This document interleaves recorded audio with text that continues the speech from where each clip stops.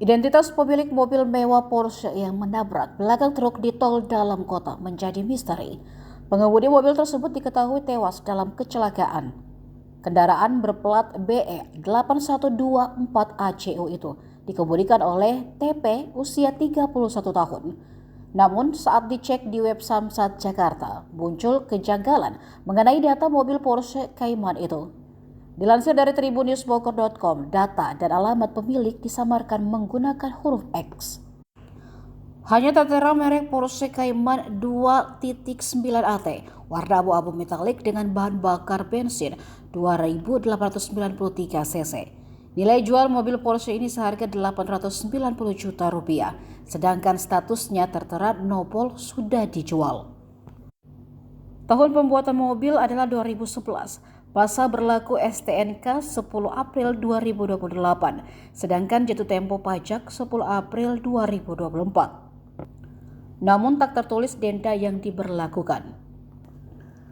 Menurut Kasih Laka Ditlantas Polda Metro Jaya Kompol Dila Kartika Arta, pengemudi Porsche masih berstatus sebagai mahasiswa. Sementara satu penumpangnya dinyatakan selamat, yakni berinisial J, usia 23 tahun. Kecelakaan berawal saat TP mengemudi ke arah Cawang. Ketika dekat gerbang tol Kuningan 2, pengemudi tak konsentrasi sampai terjadi kecelakaan. Bodi depan Porsche sampai bagian tengah masuk ke bagian belakang truk hingga terseret 100 meter jauhnya.